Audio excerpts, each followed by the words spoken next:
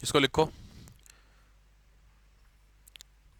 By all these protest, by all these protest, इन विद्रोहों के कारण या आंदोलन के कारण या विरोध के कारण, Britishers half the tariff, Britishers cut the tariff up to half, Britishers ने टैक्स को, करों को आधा कर दिया, करों को आधा कर दिया, but on T, but on T, लेकिन चाय पर, इट वॉज एज 100%, चाय पर अभी भी 100% था, चाय पर 100% था। ठीक है, अब यहाँ पे क्वेश्चन है कि चाय पर स्पेशली क्यों था। देखो चाय ना बहुत ज़्यादा कंज्यूम की जा रही थी यूएसए में, चाय पीने का तो आप जानते ही होंगे, चाय पीते हैं आप लोग, चाय आप लोग पीते ही होंगे ऑलमोस्ट, बहुत कम ही लोग होते हैं जो इंडिया में चाय नहीं पीते। ठीक है, तुम नहीं पीते कोई बात नहीं, बहुत कम ही होते हैं। चाय तो पीना जन्मसिद्ध अधिकार है, सीधी बात है, चाय बिना तो मतलब भी नहीं है हमारे इंडियंस का। कॉफ़ी पी जाते होंगे, चाय नहीं पीते होंगे, ऐसा भी कॉफ़ी पीते, कॉफ़ी नहीं पीते, कॉफ़ी चाय कुछ तो पीते हो। चलो, चाय आप में से कोई और जो नहीं पीता चाय, आप लोग चाय नहीं पीते हैं, इतने शरीफ कैसे हो, तो घर में चाय बनती नहीं। वाह, तो सीधे को हमें बनानी नहीं आती हमारे घर वालों को हद हो गई, चीनी कम ज़्यादा हो जाती तो चाय नहीं पिलाओगे, ये क्या सीधे को बनानी नहीं आती हमें। चाय बनाने में आपने कला है, मजाक नहीं, हर कोई अच्छी चाय नहीं बना सकता है। क्या बात कर दी आप लोग यार, चाय के बारे में बुराई नहीं करने दो यार, सही वाली बात है, बाकी हम मैं सब सुन लूंगा। आप मोदी जी को एक बार बुरा बोल दो, दिक्कत नहीं है, चाय यार भाई हमारी ज़िंदगी चाय पे बीत रही है यार, क्या बात कर दी यार। चाय मैगी, मैगी तो अब तो नहीं हो गई है, चाय और मैगी स्टूडेंट लाइफ में अगर आपने चाय नहीं पी तो जिए नहीं आप, स्टूडेंट लाइफ आपने ढंग से जी ही नहीं अगर आपने चाय नहीं पी है। सीरियस बता रहा हूँ मैं आपको, क्योंकि स्टूडेंट लाइफ पे जिस फील्ड में आप है सिविल सर्विसेज में, वहाँ पे तगड़ी तैयारी मांगता है। फ़ायदा नुकसान गिनने की बात ही नहीं है, मैंने क्या बोला, कुछ चीज़ें फ़ायदे नुकसान से परे होती हैं, बियॉन्ड द प्रॉफिट लॉस। ठीक है, तो चाय का फ़ायदा की बात ही नहीं है बॉस, चाय बस ख़त्म है, बस ख़त्म, बात ख़त्म हुई। जब कुछ नहीं तो चाय भी लेते, सीधी बात है। तो खास करके स्टडी के पॉइंट ऑफ से, जब रात हम लोग ओवरनाइट स्टडी करते थे तो रात भर जगने के लिए भाई सीधी बात है मोटिवेशन चाहिए, नींद ना आए, और नींद नहीं आने का सबसे अच्छा तरीका क्या है, चाय, बस सीधी बात है। तो थोड़ा आप लोग एक्चुअली रात को पढ़ाई नहीं करते हैं, रात को अगर नाइट, सर हम लोग, मैंने बताया मेरा स्टार्ट क्या था, मैं रात को 10 बजे बैठता था पढ़ने, सुबह 7:30 8 बजे तक मैं पढ़ता था, ये मेरा सिस्टम था। रात्रि चर पूरी रात्रि जगता था और दिन भर सोता था, सब समझे, कुछ इस उल्टा सिस्टम, तो कोई दिक्कत नहीं है, पढ़ाई से मतलब होता है, डॉक्टर ने बोला कुछ नहीं होता, ठीक, सब बढ़िया। तो रात भर अगर आप जगेंगे तो रात, दिन में क्या है ना, गाड़ियों की आवाज़ आती है, पेपर पेपर, तो मन लगा रहता है, रात को बिल्कुल साइलेंट होता है, तो उसमें फिर आप केवल पढ़ाई करो, पढ़ाई करके उठे, फिर फिर अगली जब पढ़ाई करने बैठेंगे तो बीच का गैप होता है, उस गैप में क्या कर सकते हैं, तो उस गैप में बहुत से हमारे मित्र थे वो धूम्रपान करते थे, वो स्टूडेंट थे, हमारी आदत थी नहीं, तो उसके लिए फिर या तो मैगी, 5 पैप तो नहीं आती, पता नहीं पहले 5 रुपये के पैकेट आता था मैगी, है ना, हाँ, तो 5 रुपये की मैगी आती थी और एक चाय का वो आता था, कॉफ़ी का पैकेट आता था, ब्रू वाला, ब्रू वाला शैशे, अभी आता है पता नहीं, आता है, अच्छा लंबा हो गया, पहले चौड़ा आता था शैशे, ब्रू कॉफ़ी आती है ना, ब्रू, हाँ उसका था, या फिर चाय, चाय तो हम लोग रख ही लेते थे। अरे बहुत खतरनाक चाय पी थी हम लोगों ने सुबह की चाय शाम तक पीते थे, बड़ा अलग ही सिस्टम था, गर्म करके करके करके करने होता था। वो सही दौर था वो, आप लोगों ने एक्चुअली क्या, अभी फैमिली के साथ रह रहे हो ना, स्टूडेंट लाइफ का, तो जो हॉस्टल में आप जाओगे या फिर पीजी वगैरह लेके रहोगे ना, तो वहाँ पे सच्चा साथी है आपका चाय, तो उसके बारे में नहीं। खैर, तो यहाँ आप सोच के देखो, उस चाय ने अमेरिका को आज़ाद करा दिया। तुम सोचो, चाय को तुम अगर हल्के में ले रहे हो तो चाय ने यूएस रिवॉल्यूशन किया है। अब आप खुद समझ जाओ क्या बात कर रहा हूँ मैं चाय को लेकर, ठीक है। तो बोस्टन टी पार्टी इसी को बोलते हैं। हुआ क्या था, कहानी ऐसे समझो, ब्रिटेन ने चाय को छोड़ करके बाकी सब पे टैरिफ क्या कर दिया, आधा कर दिया। अब अमेरिकन लोगों को गुस्सा आया कि नहीं भाई साहब, चाय को तो कैसे, चाय मतलब चाय पे तो चाहिए, चाय पे तो 100% टैरिफ छोड़ना चाहिए था, चाय जरूरी है, और आपने चाय पे आधा भी नहीं छोड़ा, तो मूड खराब हुआ। तो मूड खराब होने पर अब क्या होगा, ब्रिटेन से चाय का जहाज, चाय पत्ती टी, उसको ले करके अमेरिका के बॉर्डर पे पहुंचा, उस पोर्ट का नाम था बोस्टन, ठीक। उस बोस्टन पे पहुंच करके जब वो पहुंचता है तो वहां पे पहले से ही यूएस के लोग खड़े रहते हैं। तो जैसे ही ये जहाज पहुंचता है वैसे ही इस जहाज में जितनी चाय रखी थी उस सभी चाय को उठा उठा के समुद्र में फेंक दिया गया। समझ में आया सिस्टम। तो इस टेक्निकल टर्म को, इंसिडेंट को बोला गया हिस्ट्री में बोस्टन टी पार्टी। समझ गए? ये इंपॉर्टेंट क्यों, तो बोस्टन टी ही क्यों, आप समझ में आ गया? तो इस चीज को नेक्स्ट पॉइंट में लिख लो, Boston T Party 1773। Boston T Party, इसको आप देखना चाहेंगे तो वैसे नीड तो नहीं है वर्ड हिस्ट्री में, मैं इसकी मैप की बहुत ज़्यादा नीड है नहीं, फिर भी मैं आपको बस ऐसे दिखा दूं, क्योंकि बोस्टन टी पार्टी जैसे ही देखोगे ना तो वहाँ पे आपको एक सिप दिखेगा और कुछ डब्बे दिखेंगे चाय वाले। अब ये डब्बे कोई जरूरी नहीं टाटा के हों कि आपको लगे कि बोस्टन टी पार्टी, ठीक है। ये देखिए इस इमेज में चेक कर लो तो देखो यहाँ पे दिख रहे हैं ये डब्बे, आप देखो लूट वूट टाइप की दिख रही है, ये एक जहाज है, इसमें दिख रहे हैं सब क्या है आपके डिब्बे डिब्बे नहीं दिख रहे हैं, कार्टन है चाय के, देखो तोड़ा तोड़ा जा रहा है। तो ये जो कॉन्सेप्ट है ये आपका क्या कहलाता है, बोस्टन टी पार्टी। देखो डिब्बे में आग लगा दे रही है, फेंका या देखो समुद्र में दिख रहा फेंकते हुए, ये होता था फेंकते हुए। क्लियर है? जैसे आपको याद है कामा काटा मारू, बस वही लगभग कॉन्सेप्ट है, ठीक है। तो ये है यहाँ से उठा उठा के देख रहे जमीन में फेंक रहे हैं, ये डिब्बे थे। तो क्यों फेंक रहे थे, रीजन आपके सामने। फेंक कौन रहे होंगे, ब्रिटिश को फेंकेंगे उन्हीं चाय है, अमेरिका वाले फेंक रहे। टैरिफ किस कॉन्सेप्ट, समय बार बार कह रहा हूं कॉन्सेप्ट समझ रहा हूं, अमेरिका ने सभी टैरिफ को आधा किया, चाय पे टैरिफ आधा नहीं किया। किसके लिए टैरिफ था ये, किसके ऊपर था, अमेरिकन के ऊपर। तो अमेरिका के लोगों का था चाय पे भी आपको आधा टैरिफ करना चाहिए था, बट चाय पे टैरिफ नहीं किया। क्यों? क्योंकि चाय उस समय का मेजर सोर्स था इनकम का।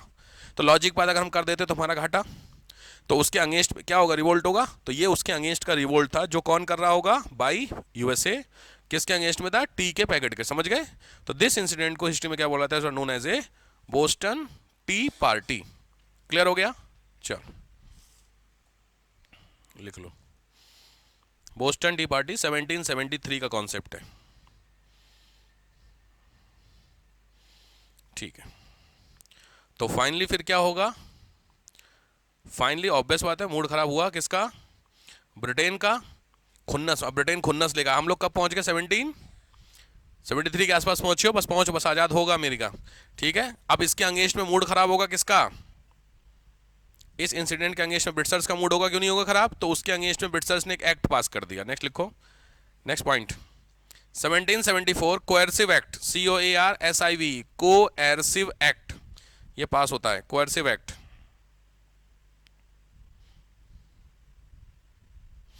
Coercive act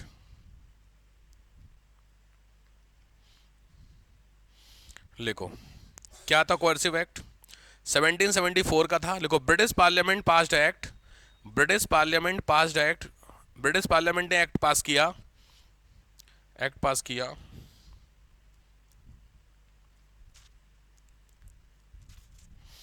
in which they completely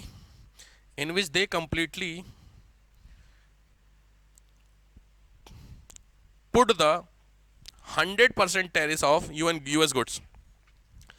They completely put 100% tariff on US goods.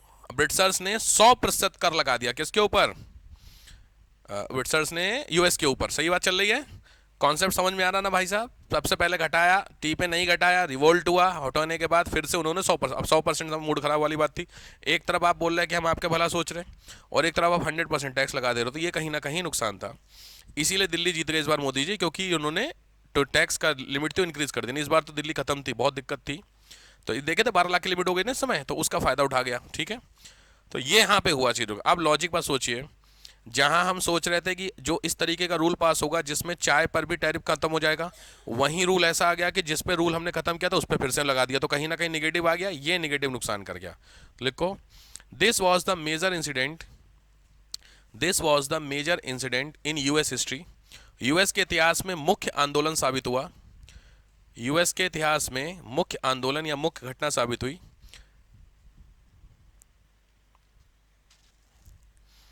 So they started a revolt. They started a revolt. So they started a revolt. रुक जाओ भाई। So they started a revolt, ठीक है। इसी revolt को बोलते हैं US का रिवोल्यूशन, बट लिखो दो। So they started a revolt. Full stop. They form a paper. They form a paper, उन्होंने एक पेपर बनाया, ये पूछा हुआ है पेपर, इन 1776 1776 में एक पेपर बनता है यूएसए में। ध्यान रखना, जैसे हमारे यहाँ संविधान लड़ाई होती है तो हमारे यहाँ ड्राफ्टमैन संविधान के किसको बोलते हैं, अम्बेडकर को। उसी तरीके से वहाँ अमेरिका का जो यूएस रिवॉल्यूशन का जो ड्राफ्ट बनाया गया था वो था थॉमस जेफरसन। लिखो, ड्राफ्टेड बाई थॉमस जेफरसन। किसने बनाया था, थॉमस जेफरसन ने।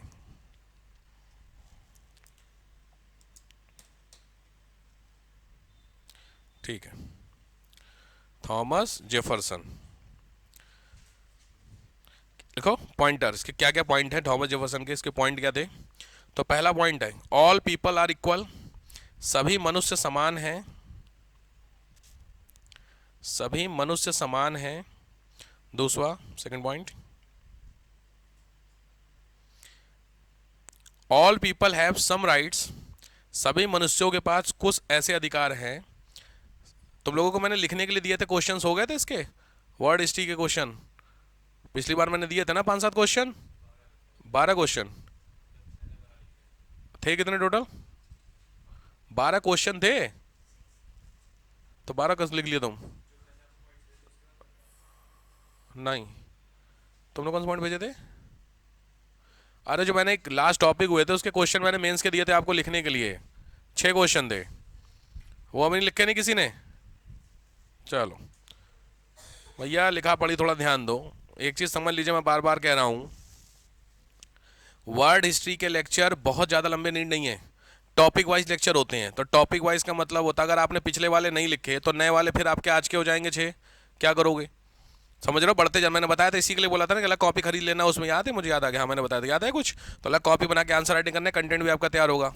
तो भैया अगर आपने नहीं लिखे तो आप बेवकूफ़ी कर रहे हो, क्योंकि वर्ड हिस्ट्री की में सबसे बड़ी दिक्कत क्या, वर्ड हिस्ट्री के नोट्स बड़े कम हैं, समझो लिमिटेड नोट्स होते हैं, और सारे नोट्स में आपको लगभग सेम ही चीज़ मिली। एनसीईआरटी उठा के पढ़ लो, सब में सेम ही है, 11th की एनसीईआरटी पढ़ लेना, सेम ही दिया हुआ है, ठीक है।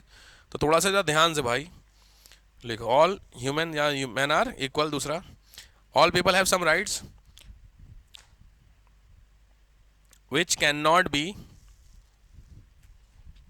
वायलेटेड बाई एनीवन, जिसको कोई भी छीन नहीं सकता है।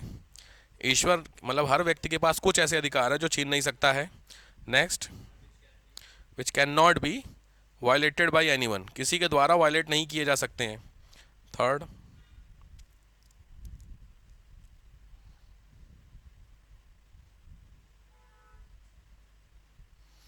नेक्स्ट,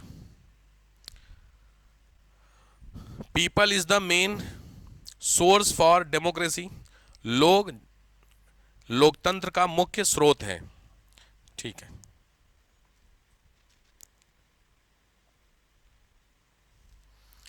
ठीक है। तो ये जो इंसिडेंट हुआ, मतलब इस पास किया गया बिल को, इसको क्या कहा गया, यूएस का रिवॉल्यूशन यहां से स्टार्ट होता है। ठीक है, ये आपका, चलो कहानी शुरू कर, थोड़ा सा है, ज़्यादा नहीं। तो देखो 1776 से 1783 तक ये 7-8 साल की लड़ाई हुई है। 1776 से 1783 तक, तो 4-3-7 साल की लड़ाई हुई। किसके साथ लड़ाई हुई है ये, ब्रिटिशर्स के साथ, बस सीधी बात है। तो ब्रिटिशर्स के साथ ये जो लड़ाई होती है, इस घटना को बोला जाता है 1776 से 1783 तक लड़ाई हुई। लड़ाई के बाद इसमें अंततः कौन जीते, ब्रिटिशर्स, ओ यूएसए, तभी तो यू हुआ। तो फाइनली लिखिए USA win, finally USA one, finally USA क्या हुआ, इसमें जीते। नहीं नहीं, ये तो इकोलॉजी वाले हैं, ये अलग है। इकोलॉजी के भी तुम लोगों को दे रखे हैं 50 पॉइंट, 44 पॉइंट कुछ दिए थे, ये अलग है, ये 44 है, ये वाले, ये तो इकोलॉजी के हैं, याद है जो मैंने बोले थे, वो भी लिखने ना आराम से 2 महीने में लिखने के लिए दिए थे, वो तो अलग चीज़ है।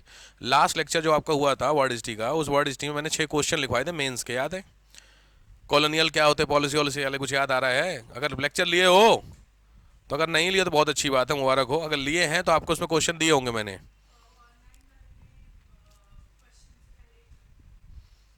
नहीं वो इंपॉर्टेंट नहीं है, उससे क्या करना है, क्लास में लेक्चर हुए हैं ना। अच्छा ओके, तो वो कोई बात नहीं, मैं भिजवा दूंगा, कोई दिक्कत नहीं। चलिए, तो वो क्वेश्चंस को लिखना, मेरे कहने का मतलब है उसको लिखना शुरू कर दीजिए। अगर आपने एक भी क्वेश्चन अभी इसका मतलब नहीं लिखे होंगे, जिस हिसाब से रिस्पॉन्ड आ रहा है, तो उसको लिखिए भाई, लिखिए, मत कीजिए ऐसा। क्या लिखे हो, यूएसए देखो इन 1783 British army surrender, British army surrender, British army surrender in front of US army, in front of US army, British army ने यूएस आर्मी के सामने सरेंडर किया in front of US army, led by George Washington. तो सुना होगा आप लोगों ने, वॉशिंगटन थे ना, तो यूएस की आर्मी जॉर्ज वॉशिंगटन साहब लीड कर रहे थे। फाइट होती है ब्रिटिशर्स के साथ और अंत में ब्रिटिशर्स को क्या कर देते हैं, ये हरा देते हैं। ठीक है, तो जब हराएंगे तो दोनों देशों के बीच में क्या होगी, एक साइन होगी, ट्रीटी, लिख लो। In seven, next point heading 1783 second Paris treaty, पहली पेरिस संधि याद है 83, 1783 की द्वितीय पेरिस संधि, पहली वाली पेरिस संधि याद है, जो 7 साल की लड़ाई हुई थी तो पहली वाली हुई थी, याद है, वहां पे याद आ गई कहानी, ठीक। तो 1783 में हुई थी संधि, किसके किसके बीच में, ब्रिटिशर्स और यूएसए के बीच की संधि हो रही होगी ना, ये ट्रीटी, ट्रीटी एग्रीमेंट। इसमें लिखो नंबर 1, मतलब इसके प्रोविजंस क्या है। First point, peace between both country, दोनों देशों के बीच शांति, दोनों आप समझ रहे होगे मेरे हिसाब से भाई। Next, all US colony will be free, सभी यूएस की कॉलोनी फ्री हो जाएंगी, याद है कॉलोनी जो थी। नेक्स्ट,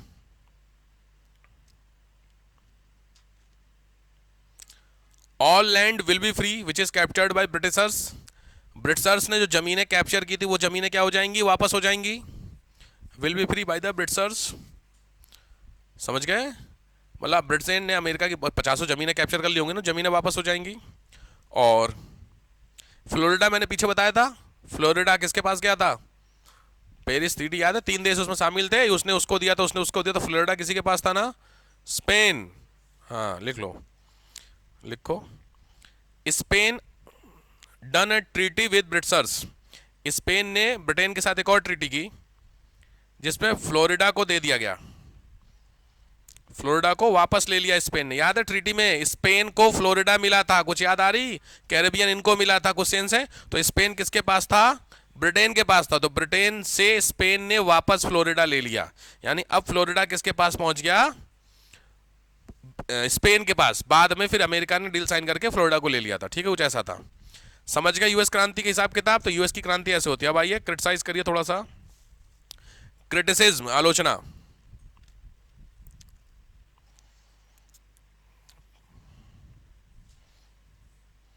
आलोचना का मतलब है यूएस में रिवॉल्यूशन हो गया था, यूएस से आजाद भी हो गया था, बट इसके अंदर के पॉइंट लिखो, it was the first written constitution, पता ही होगा आपको, पहला लिखित संविधान था दुनिया का, लिखित में, क्योंकि इससे पहले माना यह गया था कि जितने भी कॉन्स्टिट्यूशन थे वो रिटन नहीं तो सही काम कर रहे थे, तो इन्होंने लिख के दिया तो गड़बड़ चलेगा उस सेंस में। इसका नाम था bill of rights, bill of rights. US जो कॉन्स्टिट्यूशन है उसको बिल ऑफ राइट्स के नाम से बोलते हैं। टोटल इसमें 10 अमेंडमेंट है, ठीक है। Next, no rights for female, black and red Indian, female यानी महिलाओं, अश्वेत और रेड इंडियन को वोटिंग राइट्स नहीं थे, फीमेल को, अश्वेत जो काले लोग थे उनको, और वो उनके साथ अभी भी आपने देखा यूएसए में होता नहीं, ब्लैक व्हाइट वाला थोड़ा कॉन्सेप्ट है, तो अभी भी वहां पे चल रहा है। नेक्स्ट, रेड इंडियन का मतलब होता था जो वहां के ट्राइबल लोग थे उनको रेड इंडियन बोलते थे, ठीक है। इसमें इंडियन से कोई मतलब नहीं, परेशान ना होना कि हमें हमें गाली दे रहे, ये वहां के लोग गए। तीसरा, थर्ड पॉइंट है आपका स्लेवरी, दासता, दास प्रथा, दासता, स्लेवरी, ये भी वहां पे क्या था, एक स्पॉट था। Next, they need a huge amount of labour, उनको ह्यूज अमाउंट में लेबर चाहिए थी, ह्यूज अमाउंट ऑफ लेबर, बहुत बड़ी मात्रा में क्या चाहिए थी, लेबर चाहिए थी, लेबर मतलब ये, तो इसीलिए उन्होंने क्या किया था, इंपोर्ट किया था। सिंपल है, जिसको बहुत ज़्यादा लेबर की नीड होगी तो लेबर बुलाए जाएंगे तो उनके राइट्स तो वायलेट होंगे ना, तो आप क्रिटिसाइज कर सकते हो ना, लिखो, so a huge violation of human rights, a huge violation of human rights was there, तो इसलिए वहां पर